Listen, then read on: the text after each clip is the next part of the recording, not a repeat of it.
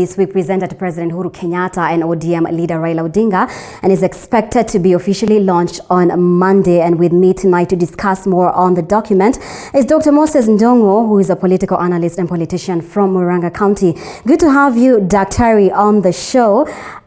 If you can hear me. Yes, I can hear you. All very right, well. Thank you so much. I like to be Dr. Moses Mwangi.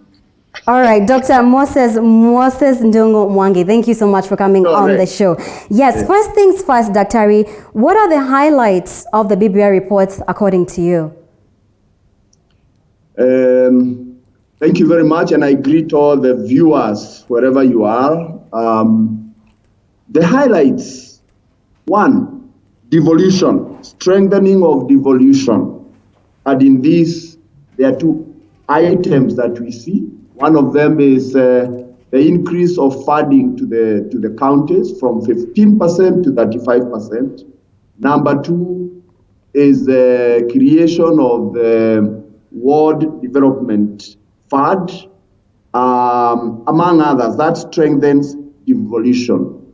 Number two is the inclusivity aspect, bringing, having the BBI seems to have a spirit of bringing all Kenyans on board, so that including gender, the two-third gender that we have been unable to implement in the, as we have implemented the 2010 Constitution. Mm-hmm. So bringing more women into leadership.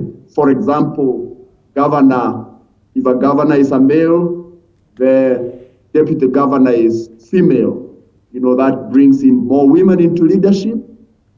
We see the Senate, and would have wished to see it as an upper house, also having two senators from each county. Right. Dr. If I may interrupt you for a bit. On the gender issue, the recommendations on the gender equality has elicited mixed reactions. Some people saying it's not reasonable. How reasonable is it according to you? Are their grievances legitimate? I think, as you know, and I think all Kenyans know, it's been very difficult to implement the gender issue of two-thirds. To the extent that I think we all know that the Chief Justice has basically said the Parliament has failed. So, in my view, the BBI is giving us giant steps forward. It's not fully there, but I think it makes it better. It makes us move forward better. In my view, when it comes to what they are calling the mixed representation in Parliament, even in the National Assembly. We wait to see how that will be implemented. But in my view, it is a forward movement from where we currently are. You have spoken about inclusivity, Daktari. How is the report supposed to unite more than 50 million Kenyans if it cannot unite three politicians, that is President Uhuru Kenyatta, Raila Odinga, the ODM boss, and Deputy President William Ruto? I think the ball is with the people, because let's face it, the way BBI is a child of the handshake.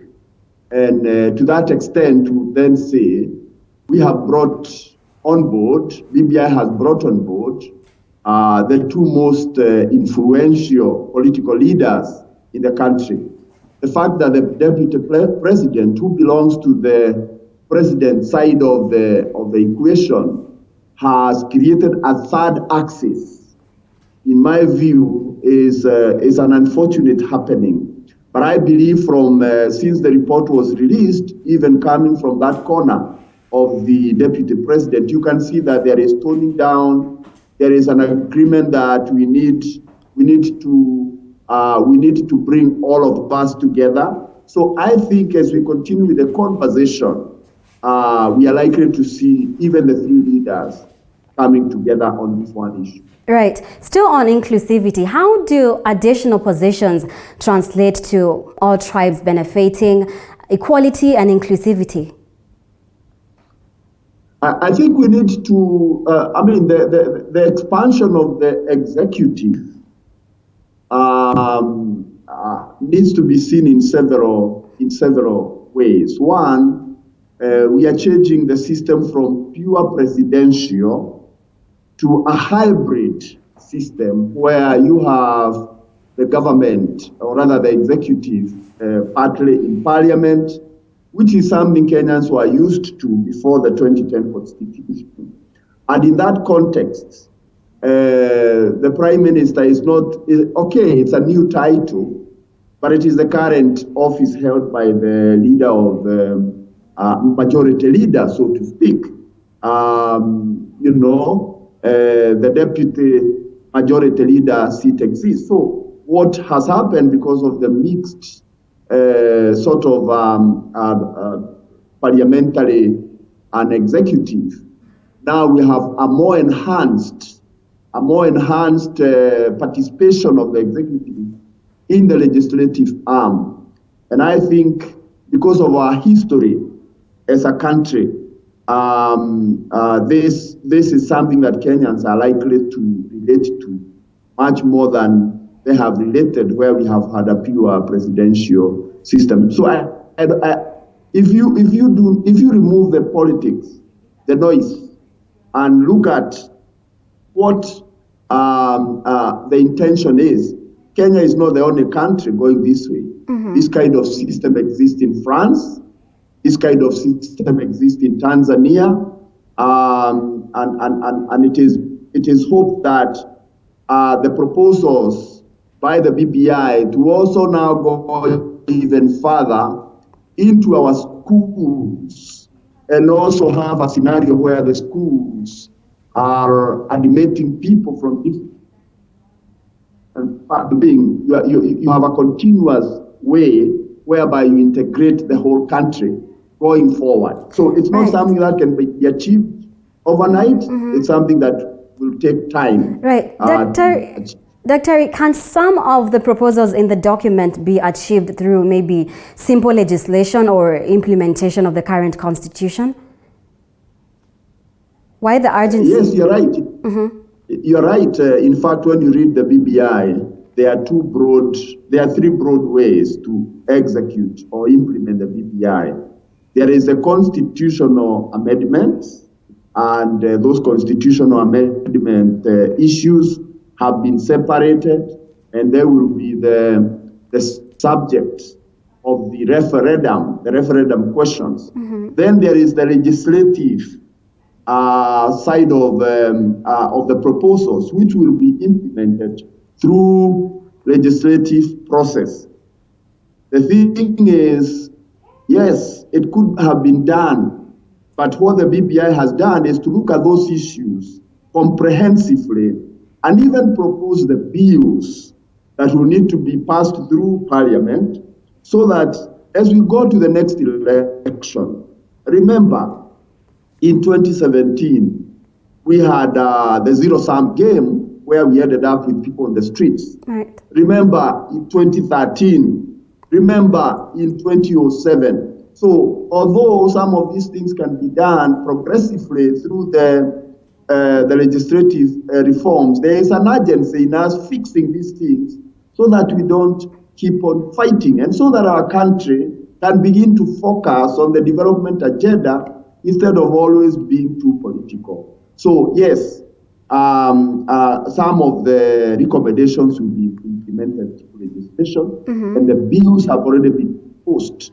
by the committee. Mm-hmm. Dr. as we're about to wind up, there seems to be a really huge disconnect between the masses and the privileged. How can that gap be bridged, according to you? Kenya is a highly unequal society. And I think the masses feel disgruntled. The masses have been let down by the leadership, and they have been left behind. Even this conversation we are having, a lot of the people don't even know exactly what the problems are. My view is that hopefully when we move forward, we can have a more responsive leadership. The BBI has also proposed very punitive measures to deal with corruption, to deal with ethics and integrity in the leadership, with a clear proposals as to how people who do not meet the bill will be unfit for public office, so that progressively then we can have more responsible leadership that the people can trust and that can represent the aspirations of the people. Right. 30 seconds, Dr. The report is going to be officially launched on Monday. Your final words on the document? My final word on the document, Kenyans should read this document. I don't think Kenyan, we are educated. Kenya is the most educated nation in Africa with a high manpower. We can read the document. People should not wait to be told by politicians how the document is. I urge people to read and then take a start on the basis of what you understand. And remove the political veil from yourself. Thank you so much, Dr. Moses Ndung'u Mwangi, there, political analyst and politician from Murang'a County. It's been a pleasure having you on the